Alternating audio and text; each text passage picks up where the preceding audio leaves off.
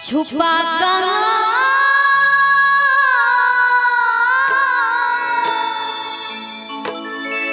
आजा भोलेनाथ, ओ डमरू वाले आजा तेरी याद सताए, मेरा ये भरोसा कहीं टूट न जाए। ओ डमरू वाले आजा तेरी याद सताए, मेरा ये भरोसा कहीं टूट न जाए। छुपा कहाँ आजा भोलेनाथ, ओ डमरू वाले आजा तेरी याद सताए, मेरा ये भरोसा कहीं टूट न जाए। ओ डमरू वाले आजा तेरी याद सताए, मेरा ये भरोसा कहीं टूट न जाए।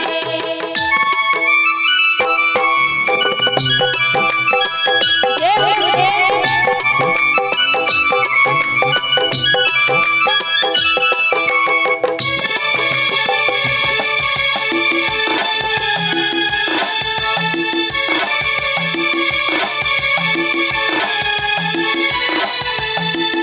मन ये पुकारे दिल के सहारे, नैना हमारे गुरबत रास्ता निहारे।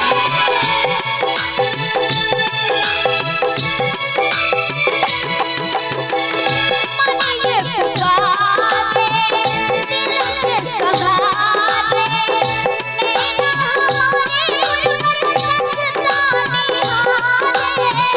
हर पल बेचारे छुपा कहाँ आजा भोलेनाथ, हो डमरू वाले आजा तेरी याद सताए, मेरा ये भरोसा कहीं टूट न जाए। ओ डमरू वाले आजा तेरी याद सताए, मेरा ये भरोसा कहीं टूट न जाए।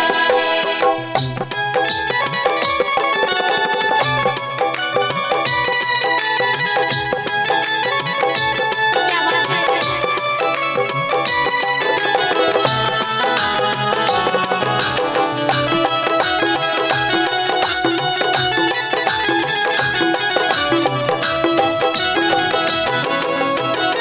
दिल की ये धड़कन किस तेरे गाए, रोती है अखियाँ फिर कैसे बहाए।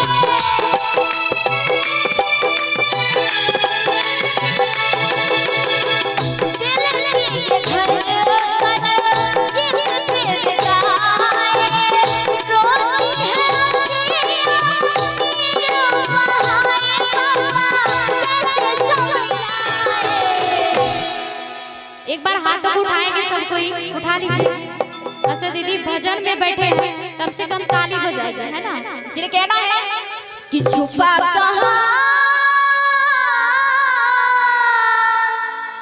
आजा भोलेनाथ, हो डमरू वाले आजा तेरी याद सताए, ख्वाबों का भरोसा कहीं टूट न जाए। हो डमरू वाले आजा तेरी याद सताए, मेरा ये भरोसा कहीं टूट न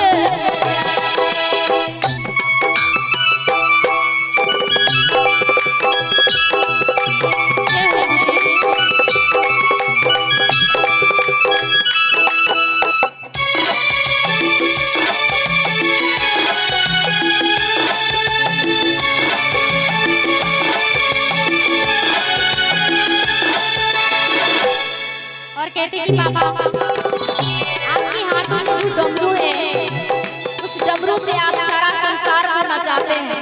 ये कहते बाबा डमरू के दम पे सबको नचाते, किस्मत बनाते सबको बताते।